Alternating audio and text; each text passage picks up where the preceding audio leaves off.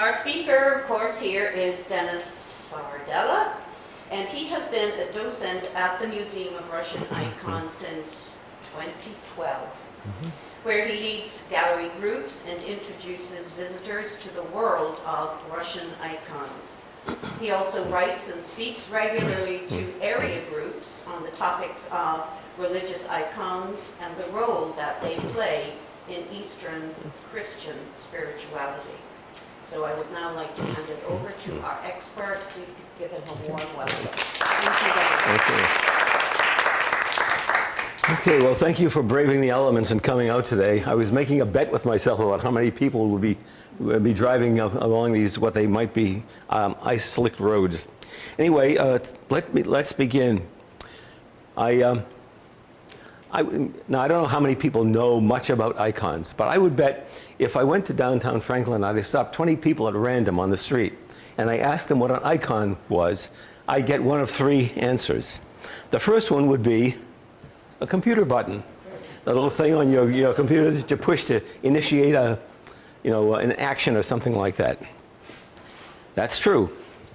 Oh, I should say, by the way, a few years ago, I was invited to give a talk at a senior center, and I got there, and there were a respectable number of people, and the person who was my host said, "I'm sorry there aren't more people, but when people heard you were going to be talking about icons, they thought you were going to be talking about computer programming." So I'm not. Second possible answer is a person like Louis Armstrong is an icon of American jazz. So he stands for something really great, and that's a derivative use of the word icon. The third one, close to my heart, is a sports team logo. Okay, that's another icon. Those are all relatively recent uses of the term, but the term icon actually goes back 2,000 years. And that's sort of the beginning of what I want to tell you about now. So what's an icon? First some questions. Where do they come from? How did they get to Russia? How did they get to the West? And since you mentioned it, I'll put another question in. How the heck did they get to Clinton, Massachusetts? It's not exactly the first thing you think of when you think of Russian icons. Oh yeah, Clinton. And how do you read an icon? What do they mean? And how are they used? An icon's a holy image. Here are two of them. The one on the left is an icon that dates from the 6th century. It's one of the earliest known images of Christ. And the one on the right was done in Constantinople around about 1100, a little earlier than that. It's the Virgin Mary, what the people in the West would call a Madonna and Child. But if you've ever seen holy pictures, if you've ever gone to a museum of fine arts, you know that these look very different from the kind of holy pictures that you're used to seeing. There's a kind of a solemnity to them and almost a stiffness. Very different. So let's move on. So an icon's a holy image. The word is a Greek word. If you could read St. Paul's letter to the Colossians in the Greek in which it was written, which I can't, by the way, because by trade I'm a chemist. But he says Jesus is the visible image of the invisible God. And the word that he uses for image is icon. If you could read the book of Genesis, first book in the Bible, in the Greek translation, which I still can't read because I'm still a chemist, it says that God created men and women in his own image and likeness. So clearly, since God is not a man or a woman and doesn't have a physical form, it doesn't mean a photographic likeness. So it's not like a Polaroid of God. What it really means is that since Christians believe that Jesus was both human and divine, in some way, when you look at the physical image of Jesus, you're also seeing an image of God. And that's the way an icon is meant. It's an image that captures, let's say, the Spirit of God. One way to think about it, and I'm kind of getting ahead of myself a little, but it's a good point to do this, is if you think about a saint, saints are people who figure prominently in icons. One way to think about a saint is to think about a stained glass window. So if you go into a church, for example, that has stained glass windows at night when it's dark outside, they just look black. It's only when the light shines through them from the back that they show their real beauty. So think about a saint as a person who's lived his or her life in a way that they become transparent to the light of God. Okay? And so what you're seeing is, while you're looking at the person, you're really seeing the light streaming through them. So that's the sense in which icon is meant in these terms. Where do they come from? Well, a good guess, because they're Christian imagery, is that they come from somewhere in the Holy Land. But the truth of the matter is we don't know, because the earliest known icons only go back to about the 6th century, like the one that I just showed you. And that's because icons get used, they wear out, they get burned in attacks, for example, and so on. And the earliest known icons don't go back to more than the 6th century. And they're in a little monastery, the monastery of St. Catherine in the Sinai Desert, that's way in the back of beyond, at the cleft between two mountains.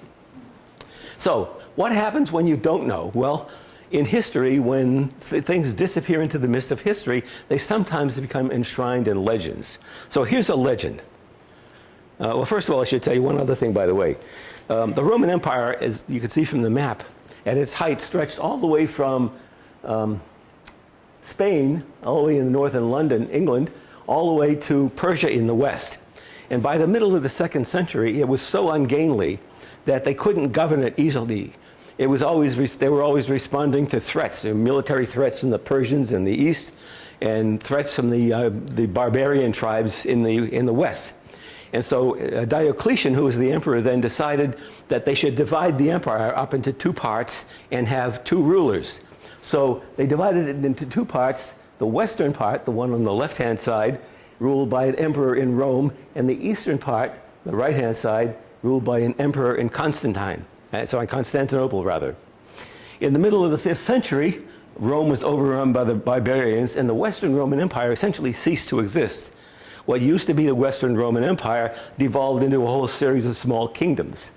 And so the Roman Empire was the Eastern Roman Empire, what people in the 19th century started calling the Byzantine Empire. But the Byzantines never thought of themselves as Byzantines. They were Romans. And so Constantinople became the new Rome. And that's where icons really began to proliferate. The other difference between the 2 halves of the empire is that the western half was Latin-speaking, the eastern half was Greek-speaking. And over time, they sort of developed their own traditions. So the Western Christian tradition morphed into Roman Catholicism. The Eastern Christian tradition became what we primarily call Orthodox tradition. It was Greek-speaking. What a lot of people don't realize is that there are also branches of the Catholic Church that follow the Orthodox tradition. So my wife and I belong to a group of a rite in the Catholic Church called the Byzantine Melkite Rite. And we're Catholic, but we celebrate Mass according to the Eastern tradition. And one of the other noteworthy things about it is that our priests can be married, which, as I say, is why so many of them look so happy. Now, icons are the religious art of the Eastern Christian Church. I said I was going to tell you a legend. This is one of the most famous icons in the East. It's called the icon not made with hands. And it's a little odd looking. It's an icon of Christ. It's considered in the Orthodox tradition probably to be the first icon that was ever made. And it looks a little weird because Christ doesn't have a neck or shoulders or anything else. It's just his head. You know, sometimes people mistake this for John the Baptist, who actually did have his head cut off. But this is actually Christ. What's the legend? The legend is that at the time of Christ, there was a king named Abgar, and we know that he existed historically.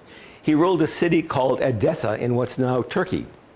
And supposedly, Abgar had developed some kind of a disease, probably a leprosy or something. And he had heard about this healer, Jesus of Nazareth, who could heal people. And he thinks, if I can get him to come to my city, he'll heal me. So he sends his court painter to find Jesus. And according to the legend, when the painter finds Jesus and asks him to go to Edessa, Jesus says, well, I would really like to, but I'm on my way to Jerusalem to die. And the man says, well, can I paint your picture? And Jesus says, well, that's not necessary.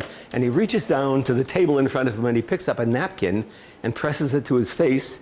And when it comes away, it has this image on it. If you're Catholic, this should ring a bell for you somewhere. Because if you go into a Catholic church like St. Mary's and you look around the walls, you'll see thank you. Why am I having a word search?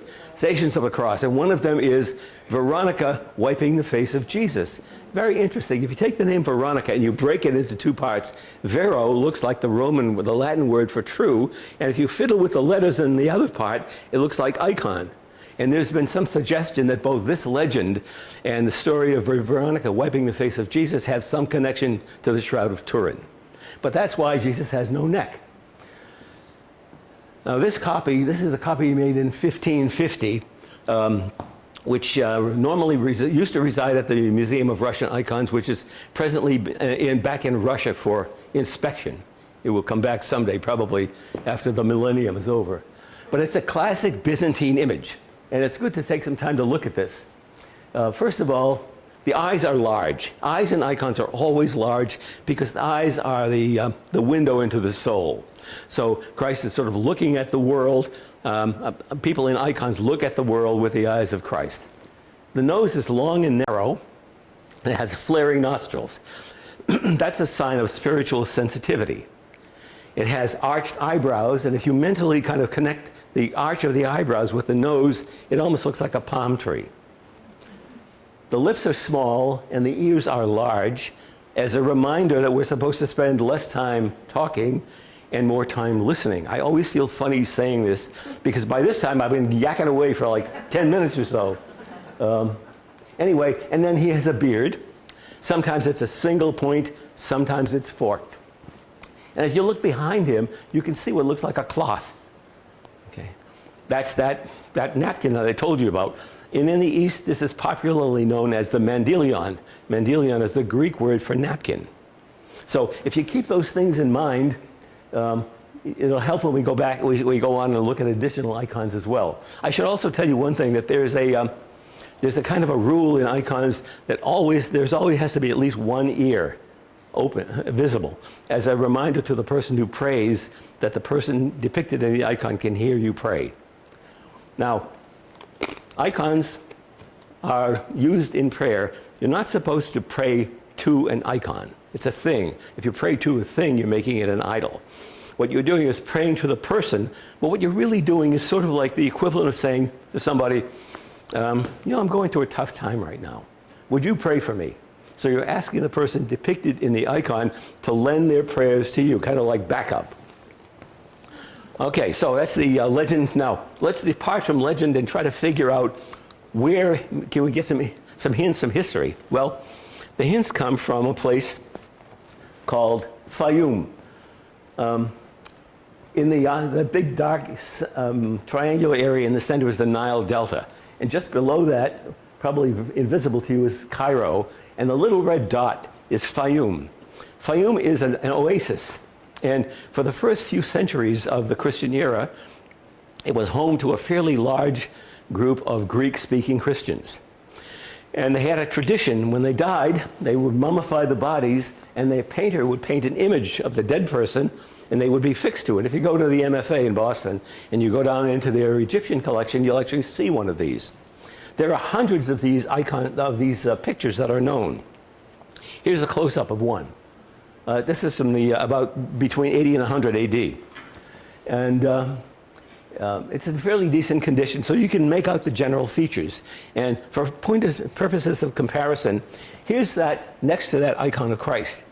And if you look at the two of them, you can see those parallels. You can see the large eyes, the long nose, and so on.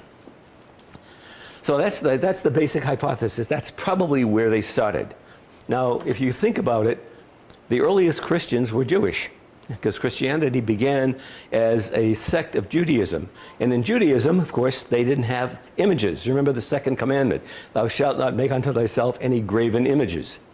So there probably, at least initially, there was a little resistance to having images. But as St. Paul began his missionary journeys, and more Gentiles, translation pagans, were added to Christianity, they probably brought with them their tradition of making images of their gods. And that's probably where all of this began.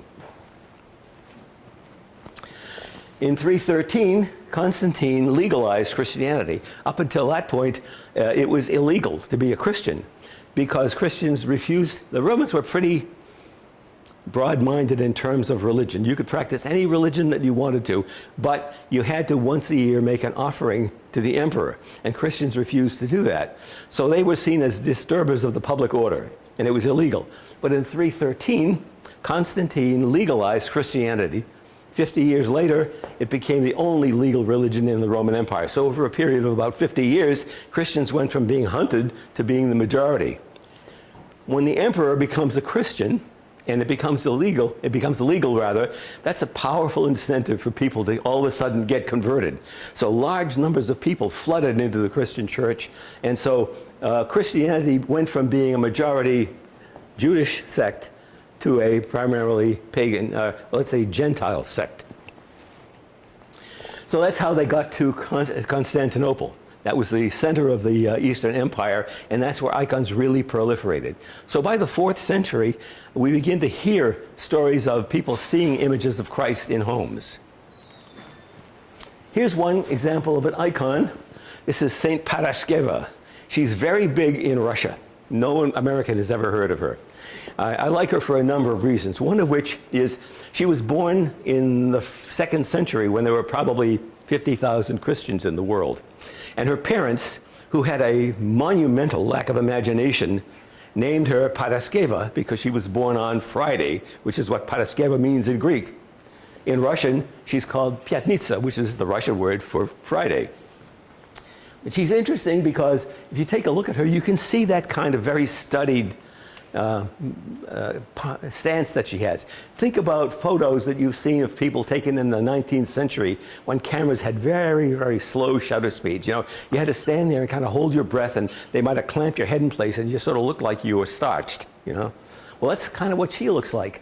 But in here, there's a lot of stuff that tells you a lot more than appears on the surface, and that's kind of where we're going to be going from here. But a couple of things I want to point out are her red robe. Okay, red is the color of suffering. If you go to a Catholic church, on the feast day of a martyr, the priest is wearing red. Okay, it's not because he got up and said, I'm going to make a fashion statement today and wear red. It's because it symbolizes the blood of the martyr. So when you see somebody wearing red, that tells you the person is a martyr. So poor Paraskeva was actually martyred for her faith. She's also holding a cross. When you see somebody in an icon holding a cross, that tells you that she's a that person is a martyr. And she's wearing a crown because she's wearing the crown of martyrdom. So this is the trifecta of martyrdom. So this is Paraskeva. So who do you see in icons? You see icons of Christ. You see a lot of icons of the Mother of God, because she's considered to be second importance to Christ because she gave him the human body, which enabled him to do what he did. You also see saints. Here's another one, St. Nicholas. Nicholas is the patron saint of Russia.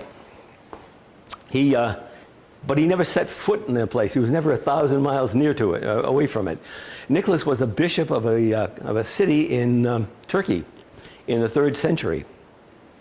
And he was renowned for his generosity. There's a famous legend that there was a man in his city who had 3 daughters of marriageable age. They always seem to have 3 in these stories.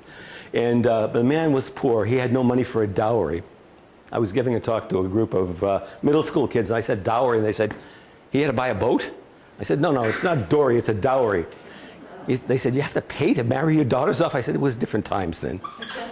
So anyway, the legend is that one night, Nicholas stole up outside the man's window with a bag of gold, and he dropped it through, and the man was able to marry off his oldest daughter, seniority. And then Nicholas comes back 2 more times. The man marries off his 3 daughters. He's happy. The daughters are happy.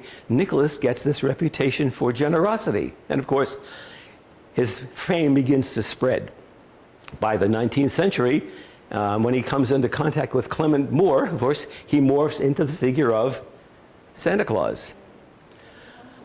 Now, if you go to Europe, for example, and look at stained glass windows, oftentimes you'll see Nicholas depicted with 3 bags of gold. Sometimes he holds 3 gold balls because he's also the patron saint of pawnbrokers, believe it or not. Now, how did Nicholas get to be the patron saint of Russia? You may well ask. There's another legend that Nicholas was on a boat one day, and the boat was beginning to sink in a storm, and the sailors, knowing that he was a holy man, went to him and asked him to pray for them to be saved. And he prayed, they were saved, and they took him as their patron saint. In the old days, when I was born, every group had its own patron saint. So, for example, if you were a carpenter, you could probably guess who your patron saint would have been. Saint Joseph, okay? If you were a tax collector, even they are entitled to patron saints, it would have been Saint Matthew. For sailors, it was Nicholas. So you can imagine sailors, getting into port and, repairing to the local tavern for some buttermilk and healthy conversation, which is what sailors do in port. And, someone saying to the sailor, "What's that on your chest?" And said, "Oh, that's St. Nicholas. Oh, tell me about him." So his fame spread to Russia, and he's now the patron saint of Russia. So there you have it. By the way, this type of icon, the ones I've showed you so far, are called portrait icons. This one's called a Vita icon, because around Nicholas are scenes from his life. That's where the word Vita comes from. Okay, a little bit of code here. Nicholas is always shown with a really high forehead. That's the sign of wisdom. Okay, so if you're an iconographer, you always have to kind of be faithful to that. So you can't say, "Well, a poor guy, let's make him a client of the hair club and give him a nice, Or, if you're doing an icon of Jesus, you can say, "Wouldn't Jesus look great as a blonde?" So, and Nicholas always has these worry lines in his forehead. One of my young grandsons said to me once, "Jiddu," which is the Arabic word for grandfather, "Jiddu, what happened to your forehead?" I said, "It was clawed by a bear, but I worry about my family." Okay, he's also wearing this stole around his neck with the crosses on it. That's the sign of a bishop. So if you see anybody in an icon wearing that, that's telling you that he's a bishop. And he's holding his hand up in a gesture of blessing, which we'll talk about a little bit later. So that's the second type of icon. So there are portrait icons and Vita icons. There are narrative icons. This is one, the prophet Elijah, dates from about 1850. These are actually several scenes from Elijah's life, starting on the middle left, next to the gentleman in the frame who's the onlooker. That's where Elijah is in the cave waiting for the word of God to come to him. And then as you sort of proceed toward the bottom, Elijah realizes he's getting close to the end of his life. He goes off and he's taken up into heaven by a fiery chariot. Okay, here's a close-up of the fiery chariot. Remember the old spiritual, "Swing low, sweet chariot, coming for to carry me home"? That's what they were talking about. So here's Elijah going up into heaven in the fiery chariot. Okay, here's the Nativity of Christ, one of my favorite icons. This is wonderful. I could spend a whole hour talking about this, but I don't want to beat you into submission. I just want to say a couple of things about this. When we think, one of the things that icons do is they make you think of things in a different way. So, we are all kind of sensitized or socialized to the whole idea of Christmas. Baby Jesus in his swaddling clothes and the angels, the little cherubs, and so on. Well, first of all, if you look at the figure of Mary, she's lying on a red background. Now, somebody said to me, "Well, when people in the Middle East traveled, they took their bedrolls with them." It does not look like a bedroll to me. And that red is sort of ringing a bell in my mind and saying, red, blood, blood, blood. Well, she's just given birth to Christ, first of all. And so maybe that's a subtle allusion to that. If you look at Jesus, he does not look like he's comfortable, and he does not look like he's wearing swaddling clothes. He looks like he's wearing grave wrappings. And that's the artist's subtle way of talking about the fact that this story that's beginning, hopefully, is not going to end well. There's more here than meets the eye. The figures on the left, the three figures on the left are the Magi. Okay, they were the foreigners. The ones on the right are the local folks. They're the shepherds. It's a way of saying that Christ's coming had a significance for everybody, not just the Jews, but the Gentiles. And the two images on the bottom are really kind of intriguing. The one on the left is St. Joseph, looking pretty glum for a guy whose wife just had a baby. And you think, why is that? Well, remember the story. Joseph finds out after the Annunciation that his blushing bride-to-be is pregnant, and he knows he's not the father. And he goes into an agony. And that figure on right to his right, shown in profile, is Satan tempting him, saying, "Joseph, come on, angels music, virgin birth, give me a break. And it says that Joseph kind of wrestled with this until he had a revelation that the story was true, and then the rest of the story unfolds. The scene on the right is an apocryphal story, not something you'd find in the Bible, that after the birth of Christ, Joseph was able to find 2 midwives to come and take care of Jesus. So there they are. Here's little Jesus sitting up in his lap, all cleaned up and spiffy. Now, what's interesting is, Bethlehem was like a one-horse town. And if Joseph found a couple of midwives, he didn't find them on, imidwife.com. They were probably a couple of peasant women. And they would have brought something to hold the water, probably a ceramic basin. They sure the heck wouldn't have been lugging this thing, which looks like a marble baptismal font. And so again, it's the artist's way of connecting the birth of Christ with the baptism that's to come. So there's a lot of stuff in here. And I just wanted to kind of mention that to you. Okay, if we move along, here's another one. The presentation of Mary in the temple. This is a story you will not find in the Bible. If I asked a group of Catholics of a certain vintage, of which I am one, what are the names of Mary's parents? Someone would say Joachim and Anne. Well, you never find them in the Bible. You find them in a book called the Proto-Evangelium of James. But anyway, according to the story, when Mary is 3 years old, her parents bring her to the temple to be presented to the high priest, and she lives in the temple. Okay, and there's a lot of stuff in here, but you'll see a lot of these icons go back in time to a period before the canon of the Bible was settled. So a lot of stuff that shows up in icons, it shows up in legends, for example, and other things. Okay, here's a feast of the church called the Exaltation of the Holy Cross. It looks like a Vita icon. So you see 2 people holding the cross, and we'll talk about the cross a little bit later. This is a story of how when Constantine became emperor, his mother Helena decided she wanted to go to the Holy Land to look for relics. And she finds the cross. And the images around there tell the story. I won't go through the whole thing, but if you start at the top left-hand corner, 11 o'clock, let's say, you can see the figure of Jesus carrying his cross. Next to the right, Jesus is actually climbing a ladder, because the belief is that he wasn't forced onto the cross, he willingly climbed up onto it to be crucified. And it goes on. On the right-hand side, second one down on the right, you can see kind of a blue circle with a cross in it. Why did Constantine become a Christian? Because Constantine was fighting with Maxentius to be the sole ruler of the Roman Empire.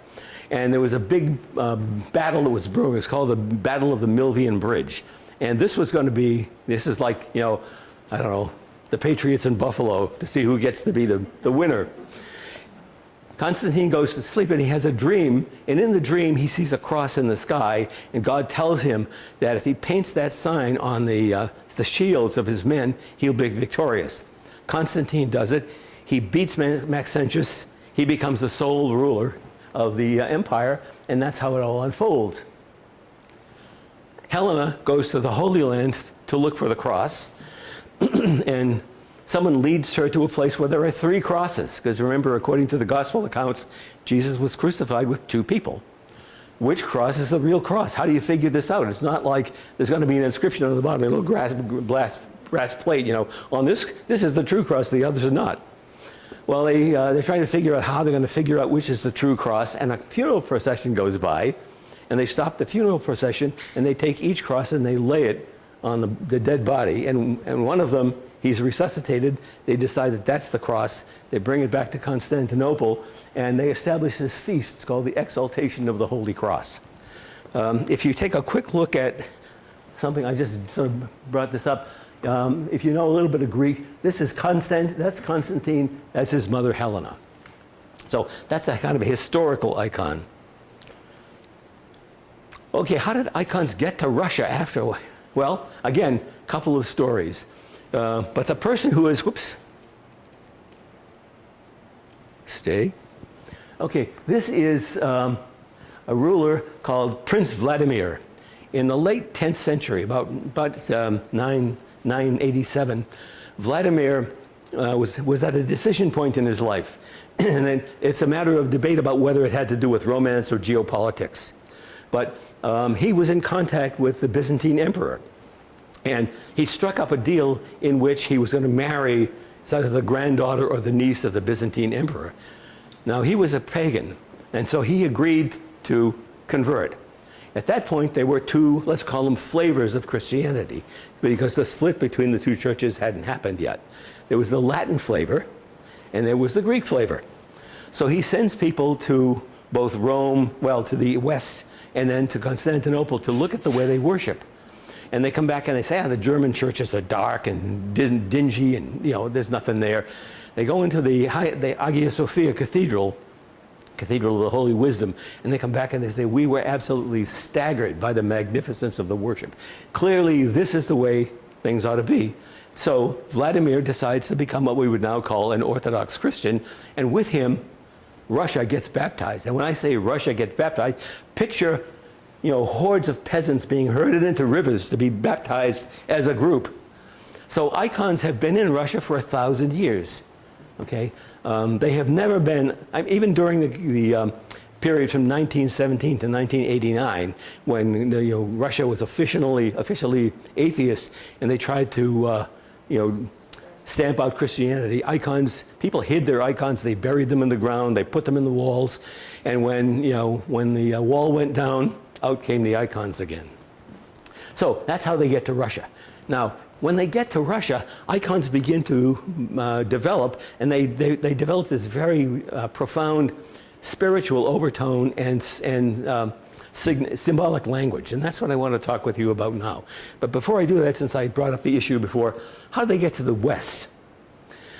Well, Orthodox folks, people who come from that tradition, have icons in their homes. They also travel with icons. Marjorie and I, for 17 years, brought groups of Boston College students to France for a month. Now, when you travel with a bunch of 20-year-olds for a month, what could possibly go wrong? We always brought icons with us, kind of like as backup, cops calling in backup. The tradition is, now since they've been blessed for use, you can't just throw them in with your gym socks and your sneakers. You wrap them in a piece of cloth. If you carry two icons with you, you put them face to face. So I'm a big believer in that. After the revolution in 1917, lots of Russians emigrated, principally to France, and they brought their icons with them. And if they died, they left them there. But interestingly enough, the main source of icons in the West is due to a person you would never guess, Joseph Stalin. Because in the 30s, Stalin saw a war coming and he needed money. And while he didn't believe in God, he believed in business. And so they loaded up trucks with huge numbers of icons and sold them in the West. And that's why we have so many icons now in the West. How do they get to Clinton? Another part of the story, I have to keep watching this. How do they get to Clinton? Well, in Clinton, there is a plastics company. It's called Nipro. It's $1 billion a year company. And the man who ran it is a really wonderful gentleman who just passed away named Gordon Langton. Gordon came from Peoria, Illinois. He came from the Protestant tradition. But in the late 80s, he started going over to Russia for business purposes. And one day he was between meetings and he was wandering around Moscow and he came across a flea market. Now, nobody can stop at a flea market, or not stop rather. And he spotted a little icon on the ground. He didn't know what it was, but he loves the collecting, so he bought one. And he kept buying them every time he went back until his house filled up. And I like to think his husband said, honey, could you do something with your icons? And he decided to build an icon museum. And so it's now, as I said, this wonderful state-of-the-art museum with over 1,000 icons in the collection. It's a wonderful place to be, I love being there because it's just quieting to the soul. So that's how icons got to the West. Okay, so again, Mother of God.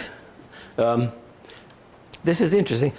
Now there are thousands of images of Mary in icons. You always see her with Jesus. You never see her alone because she does not have any importance by herself. It's because of her relationship with Jesus.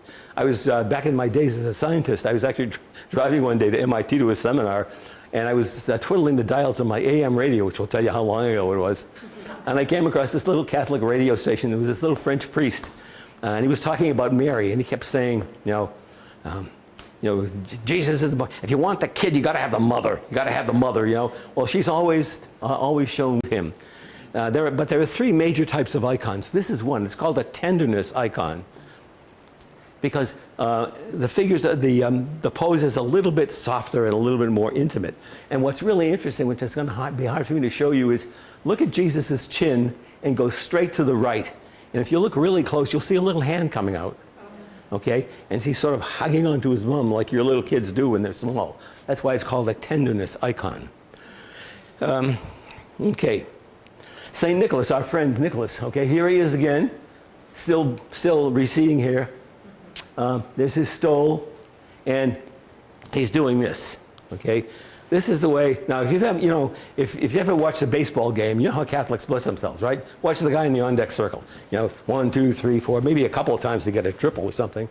In the East, we bless ourselves in the more ancient way, from right to left. And the old way of doing it was to hold your fingers like this. This is a little mnemonic device, as a reminder that in Christ there are two natures, and in God, in the Trinity, there are three persons. Around 1600, the Patriarch of Moscow, Nikon, like the camera, decided, for a variety of reasons which he did not confide to me, that they should make some changes. And one of the changes he wanted to make was to change the way of blessing from this to this, which is the way we do it now. Same thing, but reversed. Sounds like a trivial change, but if you've ever sat on any kind of group in church, there's no such thing as trivial. It triggered a schism in the Russian church between the older believers who said essentially, if this is the way Moses blessed himself, it was good enough for me. And so icons usually show you people blessing in the so-called old believer style. Okay. We talked about the conventions that developed over time, the long, narrow nose, the flared nostrils, and so on. Another convention is icons. People are either painted full face or three-quarter profile. If you see a person in full profile in an icon, that's usually a dead giveaway that they're not a good person, that they're a demon or something like that. Okay. Icons don't change much with time. Okay, here are three icons painted 1,400 years apart. 6th century, 17th century, 20th century. And each one of them shows slight stylistic differences. But again, the painters are pretty faithful to these things. They don't change very much at all. So even if you're looking at an icon painted in the 20th century, chances are pretty good that that's the lineal descendant of some icon that goes back probably over 1,000 years, if not further. Okay, I want to talk about the symbolic languages of icons, and I want to begin with the icon of Christ. These are two 20th century icons. The one on the left was painted by a Norwegian iconographer. The one on the right was painted by a British iconographer. And I wanted to show you both of them because it's a little easier to see detail here, but since it's not all in Greek, I want to show you this one. So we're going to focus on this left icon and kind of try to decipher the codes in it. Okay, the first thing is that icons look like they have a frame. Okay, in fact, they're sometimes described as windows into heaven. But icons are actually painted on a single board, or if it's a big icon, several boards glued together, kind of like your dining room table is. And the first thing that the iconographer would do is to chisel out a recessed area in the center. So they painfully chisel out this area, leaving what looks like a frame. Okay. And the inner part is called, there was a Russian word for it, it's called kovchek. It means an ark. Not in the sense of Noah's Ark, but it's in a sense of something that holds something precious. And symbolically, that represents heaven. And the outer part is symbolically represents the world that we live in, the material world. Okay? So, point of fact, if you handle an icon, you never touch the center of it. You only hold it by the edges. And if you're at the Museum of Russian Icons, you wear gloves, because otherwise you get in trouble. Okay, second thing is the halo. Everybody in an icon except the bad guy gets a halo. My middle school group, I said, what's a halo? And they said, I don't know. I said, it's when you get declared a Catholic, in the Catholic, saint in the Catholic Church, they give you this kind of yellow melamine plate. You get up in the morning, you comb your hair, you put the plate on the back of your head, and that tells everybody you're a saint. But if you go back to the image that I gave you of the stained glass window, okay, and halo is just an artist's device to show the light of God streaming out of a person. So Jesus gets a halo like everybody else. Now, the halos oftentimes extend into the frame like that. Is that an oops? Is that like, the iconographer was working on this and he gets the whole thing and I think, oh my God, I didn't leave enough room for the icon, for the halo rather. No, it's because if you think about it, if the halo extends into the frame, material world, it's a way of saying the person who you're praying to ask you to pray for them, can hear you and can influence what goes on. So that's the second thing. The third thing is only Jesus has a cross in his halo. Okay? If you look at this, you can see those red lines running across horizontally and vertically. Okay? If you see an icon and you don't recognize so you can always tell who Jesus is in an icon, even if it doesn't look like Jesus. If there's a cross in the halo, it's him. If you go to, in France, after the revolution, they were very big into destroying religious symbols, and sometimes they lopped heads off statues. If you look at the halo, if it's got a cross in it, it was an icon, it was an image of Christ. If not, it wasn't. So that's the second thing. Icons also have inscriptions to help you figure out who's who. And icons of Christ always have these 4-letter inscriptions. I don't know if you can see the red over on the right-hand side, but it looks like on the left, it looks like IC, and on the right, it's XC, and there's a little wiggle over it. When you see a little wiggle over something in an icon, that tells you it's an abbreviation. So there are some things missing. So what are the things that are missing? Well, what they would often do is take the first letter of a name and the last letter of a word, leave out the middle, slide them together, and put the wiggle over them. So with IC are really the first letter of the word for Jesus and the last letter of the word for Jesus, Jesus. Sometimes, by the way, they would also take, they'd use another letter. So for example, if you go into churches a lot of times, you'll see the letters IHS, okay? That's just another abbreviation for the name of Jesus. The XC, well, the XS or XC, that's for Christos, okay? Christ was not the family name. So it wasn't like the kid next door came over and said, Mr. and Mrs. Christ, can Jesus come out and play ball after supper? Okay? It's not a name, it's a title. It's the anointed one, the Messiah. So you look at an image, you see the cross in the halo, you say, oh yeah, that's Jesus. Okay, he's holding the book and he's blessing, he's a teacher, he's a healer. He's also the anointed one, the Messiah. Then, and for this let me go back for just a moment. If you look, on the right-hand side here, inside the cross in this halo, you'll see 3 letters. Okay? We have to move ahead.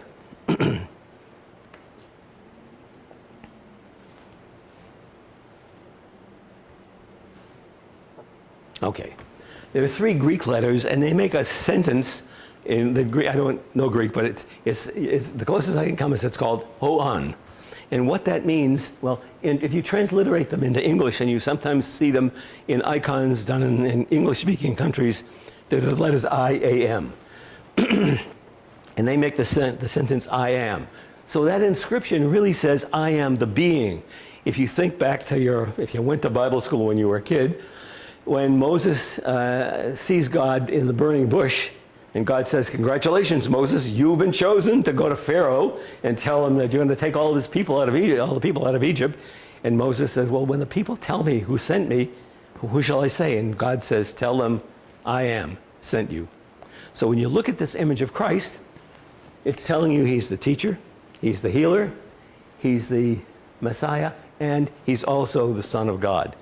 That's what I meant when I said there's a really complex set of symbols and icons, because you can sort of look at them on the surface, but then you can burrow beneath the surface and you realize there's a whole level of theology buried in there as well. If you think about the fact that the printing press wasn't invented till the mid-1400s, that meant books were expensive and they were rare. My middle school group, I said, Imagine that the new Harry Potter book is coming out, and you decide you want it. You go to Barnes & Noble. You go to the lady at the desk and you say, I want the new Harry Potter novel. She says, well, get right on it. She turns around to a guy behind her. She says, start writing, because things were copied by hand. People couldn't read. The only way to get the message across was either orally, by preaching, or visually. And so icons become the visual instruction of the church as well as a memory device. Finally, across there's a word that says Pantocrator, which is the Lord of the universe. So the inscriptions in this icon leave absolutely no confusion in the mind of the person who knows how to read them as to what this icon represents. Okay, let's move on to something else. The gold background, that's the heavenly light streaming through the person into the world. Jesus is often pictured wearing a red robe and a blue tunic, blue robe on top of the tunic. Red represents humanity. Blue represents heaven, because Christ has two natures, human and divine. Okay, did that. Okay, here's our friend Paraskeva again. We already talked about this. She's wearing a red robe, she's carrying the crucifix, and she's being crowned. Okay, now gestures. Jesus is doing the gesture of blessing. We talked about that. That's the old believer blessing. Sometimes in icons, on the other hand, you'll see his hand looking kind of like this. I'm not digitally manipulative enough to do this, but index finger straight up, middle finger curved, thumb and ring finger crossing each other, and the pinky curved. That's another one of these mnemonic devices. The index finger represents that I. The curved middle finger is the C. The crossed thumb and the ring finger are the X, and the curved one is the C. So if the priest is holding his fingers like this and blessing you, he's not saying, I bless you in the name of me. He's saying, I bless you in the name of Christ, the Anointed One. Okay, let's move on to Mary. This is a beautiful icon that dates from about 1700. Most iconographers didn't sign their works for a long time. We just happen to know this one because it was donated to a convent of nuns. And they put an inscription there saying that it was painted by a monk named Philaret. So I want to talk about the symbolism here, but this is really tough to kind of see. So what I'm going to do is to use a contemporary icon that has the same symbolism. The stuff around Jesus we've already seen.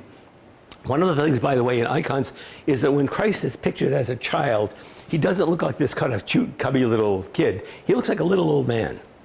And that's because, well, two things. One is in ancient times, children were not really seen as children. They were just kind of like miniature adults, They just sort of got bigger. So it's sort of like if you have grandchildren, you can get these little foam animals that all stuff together, and you throw them in the water and poof, they blow up. Well, that's the way they thought of kids in the old days. But the other thing is it's a precursor of the fact that he's a wisdom figure and not just a cute little child. Okay, so let's look at the symbolism quickly. In the West, Mary is always shown wearing what color? Blue, Blessed Mother Blue, okay? In the East, she's shown almost always wearing purple. That's because purple was probably the most expensive pigment you could possibly have, and only Byzantine royalty were allowed to use it, to wear it. Because she's the mother of Jesus, who's the King of Heaven, she becomes, by extension, either the Mother of God or the Queen of Heaven or the Queen Mother of Heaven. So they dress her like a Byzantine queen or princess. Now, she has, so that's the gold trim. Okay, 4 letters just like Jesus. The wiggly lines say, okay, there's a message in there. What's the message? What looks like MP does not mean she was a member of the military police. It's the first and last letters of the word for mother in Greek. And that 0 with the line across it is a theta, and those are the first and last letters of the word for God. So they're identifying her not simply as the mother of Christ, but also the mother of God. Now, she has stars on her shoulders and forehead, okay? They're not insignia. On the first icon I showed you, the old one from Russia, they look like Oreo cookies that somebody has opened up. They're stars. And they represent the belief in the Orthodox and Catholic traditions that Mary was perpetually a virgin before, during, and after the birth of Christ. That was the second type of icon of the Mother of God, by the way. This is called the Mother of God of the sign, because Mary is pointing to Christ as the way, the truth, and the life. Okay. Third type, this is a contemporary icon, and it looks like Mary has a little plate in her chest with Jesus in it. That device is something that you see in religious art, both in the West and in the East. It's called a mandorla. Mandorla is the Italian word for almond. I'll show you an icon that has one that looks more like an almond. Well, what a mandorla is a kind of an opening into heaven. So if you think about, if Jesus was truly divine from the moment of his conception, then Mary became, at the minute she became pregnant, essentially a walking tabernacle. And so she's carrying him around like that. I have a story to tell you. I hope you don't mind if I tell you. One of my daughters was a theater major in college. And in one of the plays she was in, she was cast in the role of a pregnant woman. And the director said, I want you to become comfortable with your character.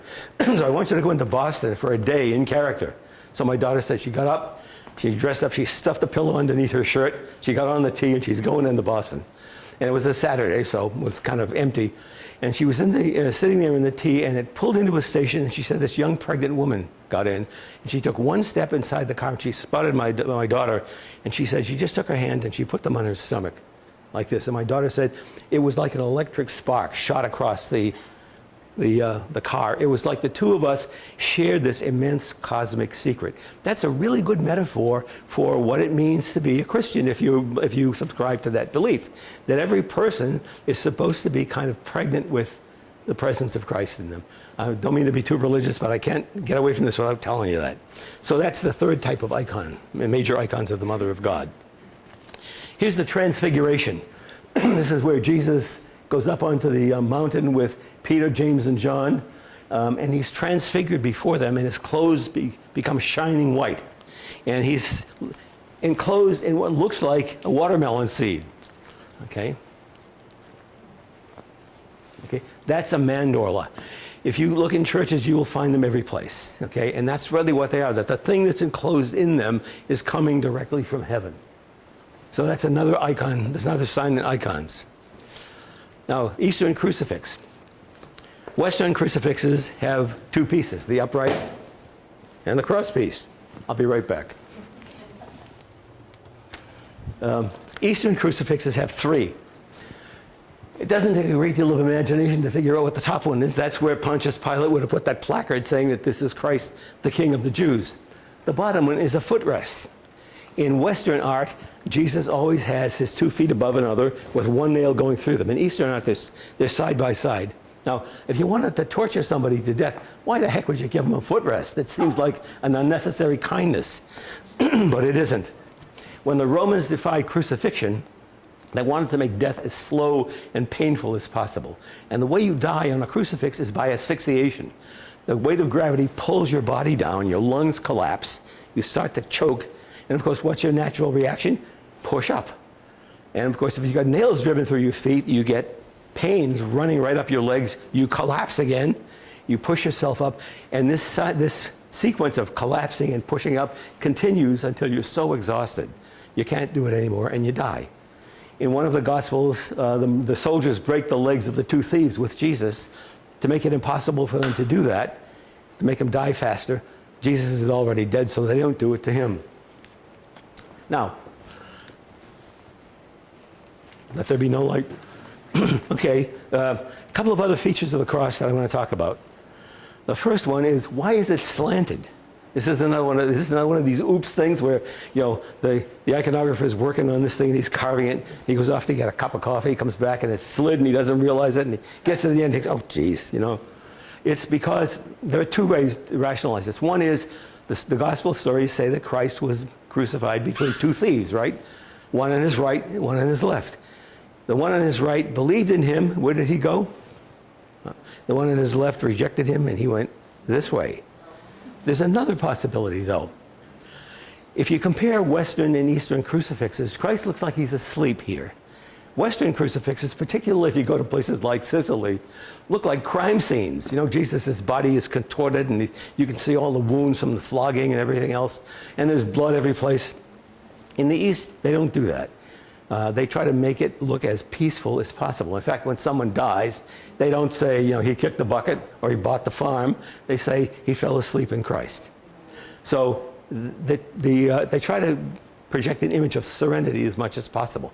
One way to do this is with symmetry and order. You all know if your house is kind of orderly, it's sort of a nice, comfortable place. When it gets like a disaster area, you get all kind of jangled up. Well, tipping that is a way of disturbing the symmetry, and it's a subtle way of alluding to the suffering of Christ without actually showing it.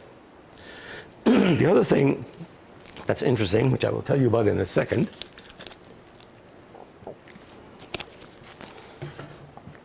is that underneath the crucifix, there's a little skull. I can picture my grandchildren saying, was Jesus a pirate? Well, it's not that. Remember, the Gospels say Jesus was crucified on a hill called Golgotha, which is the place of execution. It also means the place of the skull. Maybe it was round. But over a period of time, a kind of pious belief grew up that Jesus was crucified on the exact spot where Adam's bones were buried. And in fact, if you go to the great French cathedrals like Chartres, for example, and you look at the stained glass windows, the cross is often shown as green. It's not because Jesus was Irish. It's because it was supposedly made from the tree of life in the Garden of Paradise. So there's Adam's bones. Adam's responsible, presumably, for all of the evil in the world. Christ, by his death and resurrection in the Orthodox and Catholic traditions, undoes what Adam does. He becomes the new Adam who undoes what the old Adam did. Okay? You know, Martin Luther King said the arc of history is long, but it bends toward justice. The arc of salvation history is long in the Christian view, and it bends toward restoration. So that's the crucifix. I'm going to skip this one. I would like to talk about this, but I'm acutely aware of the fact that it's 10 past. So if anyone has to leave, please, I won't take it personally, at least not outwardly. Yeah. But if you can give me about, I would say, 10 more minutes, and I have another story to tell you. This is probably one of my favorite icons. It was painted by a man named Andrei Rublev. Rublev was probably the greatest Russian iconographer. He was a monk. He lived in the late 14th and early 15th centuries, and he was tasked, among other things, with creating an icon of the Trinity. Now, that created a problem, because when the Eastern Church decided that icons were okay, they said, well, Jesus had a human body, so you can show him. The Holy Spirit shows up in physical form, you can show him, but you can never show God the Father, because he doesn't have a physical form. Well, how the heck do you do the Trinity without, the 2/3 of a Trinity? What Rublev does is he goes back to a device that the early Christian writers had used to make sense of the relationship between the Hebrew Scriptures, the Old Testament, and the Christian Scriptures, the New Testament. St. Augustine said the Old Testament is the New Testament concealed, and the New Testament is the Old Testament revealed. They tell the same story. One is a foretelling of the other, and you can't really appreciate its significance until you get back and look back with post-resurrection eyes. So Rublev goes back to the 18th chapter of the book of Genesis. It's the story of Abraham. Okay? Abraham is the first person who God reveals himself to as one God, and God tells Abraham if he's faithful, he will reward him beyond his wildest imaginings. His descendants will be as numerous as the sands on the seashore. Fast forward, Abraham has been faithful all his life. He's now, as my late mother-in-law would have said, older than dirt. Okay? And he has everything. He's got money, and he has herds, and he has slaves, and everything. The only thing he does not have is the one thing he wants, which is a son to carry on the name. Now, my dad's family came from Mount Lebanon. My dad was born here. When our first child was born, my daughter Margie, my dad was so proud, I thought his shirt buttons were going to pop off. When our second child was born, our daughter Elizabeth, he was really, really happy. When our third child was born, our son Dennis, I could swear I could see my dad going, oh, I can die in peace now. And I remember feeling really smug until I realized I felt the same way. But anyway, so here's Abraham, and he's sitting by his tent, feeling heavily bummed, as the kids would say, because he does not have a son. And along come three travelers. Rubaiyat gives them wings, but they were probably ordinary people. And Abraham stops them, because in the Middle East, hospitality is the prime virtue. If someone shows up at your door, you never turn them away. You bring them in, you make them welcome, you feed them, or if you're any Lebanese wife, you overfeed them, you equip them for the journey, then you can send them on their way. So Abraham sits them down, he kills the fatted calf, or let's be real here, he has his wife do it and cook the meal. And as they're leaving, one of them points to him and says, at this time next year, your wife will have a son. And you can hear Abraham thinking, oh yeah, right, that's going to happen. That train has left the station. Years ago, I was in a dentist's office, this tiny little dentist's office waiting. And the office was so small, it was like the size of a closet. And it was the chair on one side of this really kind of thin panel, and me on the other side. And this poor guy on the other side was getting his brains drilled out, and I'm sweating there trying not to think about it. And I'm flipping through magazines, ancient magazines, and I come across a retelling of this as a half-page short story. Sarah, Abraham's wife, tells the story, and she tells it in the dialect of a southern woman, which I'm not good at. But she basically says, I'm standing here behind the curtain, and my husband, this man tells my husband, I'm going to have a baby, honey, I'd like to bust a gut. But when they come back the following year, she has had a son, Isaac. And Abraham realizes that in these three people, he has seen God. And Rubaiyat says, that's an Old Testament premonition of the New Testament Trinity. And so he paints them. Now, it's a pretty simple looking painting. It's amazing how much symbolism there is in here. There's a huge amount of mathematical symbolism. A Polish scientist at MIT wrote an article on this, and I read about 2 pages of it. I thought my brain was going to blow up, so I gave up. But first of all, if you look at the three faces, they're all identical. Why are they identical? Because while there are 3 persons, they all share the same divine nature. That's number 1. Number 2, if you let your eye wander from the right-hand person to the middle to the left-hand person, it actually sweeps out a circle. As Yogi Berra said, you can look it up. So it has a circle. Okay, why is it a circle? A circle was considered to be the perfect shape. Why? Because it has no beginning and no end. Who else do we know who has no beginning and no end? So Rubaiyat is saying in this kind of concealed way, this is God. The center of the circle is right here, where that central character has his hands in that blessing gesture over what looks like a chalice, almost. Okay, now it's time to play Who's Who. Who's who in this? Well, the one in the middle, red and blue, Jesus. The one on the right is wearing green. It's tough to see here. The Holy Spirit in the East is oftentimes called the life-giving Spirit. And so he's probably the Spirit, and the tip-off is that both of them are looking toward this person on the left, okay, who is presumably God the Father. Now, how does Rubaiyat handle the idea that God the Father doesn't have a physical form? He paints him with an iridescent robe, so that if he moved, it would look like his shape changed. It's a really genius thing that he did. And so here are the 3 members of the Trinity here. So he's managed to do this in a way without violating any ethical constraints. Then, I should say, what he doesn't show is even more amazing than what he does show. If you look at the 2 figures on the end and you let your eye kind of trace out the inner outlines of them, of those 2 figures, here's the left one, here's the right one. If you join them, what do you get? A chalice. Okay? And rising up out of the center of the chalice is the figure of Jesus. So in this really simple icon, Rubaiyat has put a whole bunch of stuff. There's so much theology in here, it's not even funny. Finally, one of the other unique aspects of icons is that they oftentimes show reverse perspective. Now, we're all children of the Renaissance, so we know what perspective is. If I'm driving down the Mass Pike toward New York, the road looks like it gets narrower as it gets away from me, and eventually it's going to come to a point. All of Western art is built on that idea that the frame of the picture is the beginning of the place where the story takes place, yourself to God. If you think about all the great religions, Christianity, Islam, which means submission, every great religion requires as the first step that you submit yourself to God, because only God can be the author of that change. And so putting The vanishing point there means if you stand in front of it, you are in there. And the light of God can then percolate inside of you and convert you into this creature of beauty that you're meant to be. Now, this is a picture of the Cathedral of the Dormition in the Kremlin. It's the oldest church in the Kremlin. And I just want to show you that mass of icons, those people that surround you. Marjorie and I had the chance to go to Ravenna a couple of years ago. Ravenna has the largest collection of Byzantine mosaics existing in the world.